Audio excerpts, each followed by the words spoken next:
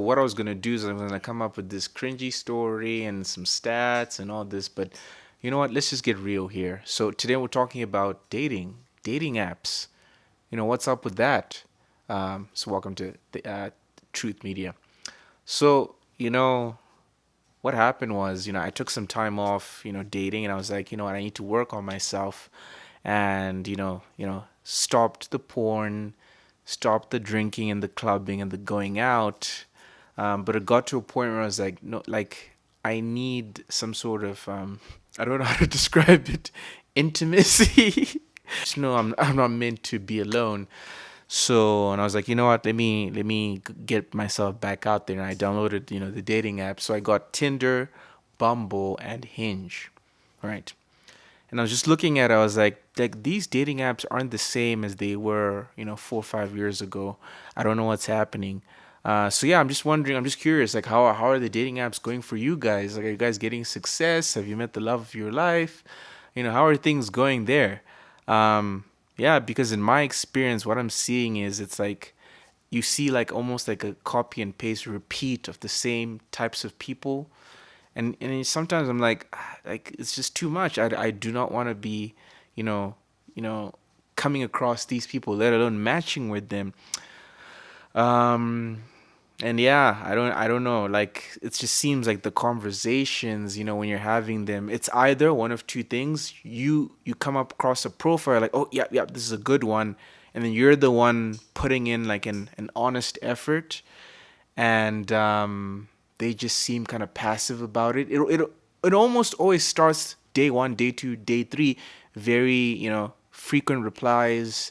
People are putting in a good effort, and then it just kind of deteriorates after day three and four, and then you just sit there and you're like, okay, seems like I've been duped again. Uh, And then I mean a few of the times the opposite happens where you're not really that interested and the person comes all like obsessed with you. But however, I don't know. I just feel like for men at least, the dating landscape has changed so much. Because I'll be honest, there was a time where, being a guy, it was pretty easy to find a significant other. And I feel like these days it's getting considerably more difficult. And even if you are an honest guy, I think even if you are someone who values themselves, is confident in themselves, and truly respects women and also wants to do well, you have good ambitions, and you might even like be jacked, you might even go to the gym, and you wonder like, well, what more do I have to do? You feel like you're actually truly doing the best you possibly can. And what I realized from that is like there's still a little part of me that was afraid of actual rejection, right? Afraid of actually putting myself out there. And I was like, you know what? Like I'm sitting here kind of waiting for matches, waiting for, things to happen.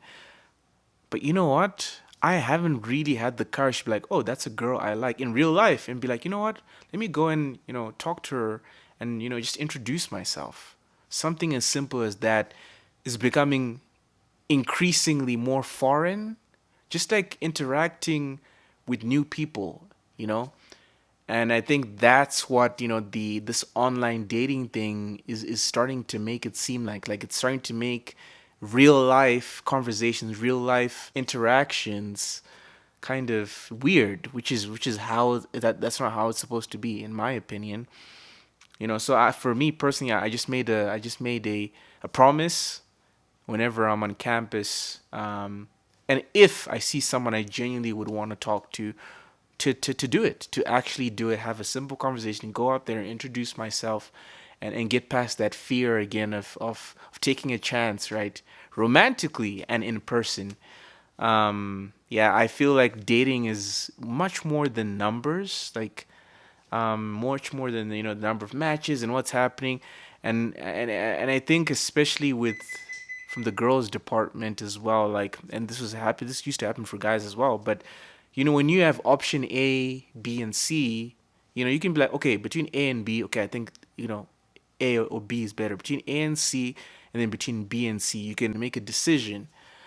But when it's I need to make a decision between A and B and C and D and E and F and G, A, I, J, up to Z, you're not gonna, your brain isn't even gonna want to try to make that choice. That's why I'm looking at, like, sometimes less is more. And I think the dating apps truly showed us that it's not really about having so many matches, it's about finding true love. So yeah, I just wanted to talk about this topic, a very short video. But I'm just wondering, like, let me know down in the comments, like, how are you feeling about dating in 2024? Like, you're looking, maybe you're looking for a significant other. Maybe looking, maybe starting to, you want to build a family one day. You're actually serious about, you don't want to spend the rest of your life alone. Like, what are your thoughts? Like, what are your plans in 2024? In terms of dating, is there anything you're gonna do? Is there anything you're gonna do differently? What are your thoughts on dating apps? Yeah, I'd love to hear it, and just put it down in the comments. But yeah, thanks for watching today, and yeah, take it easy.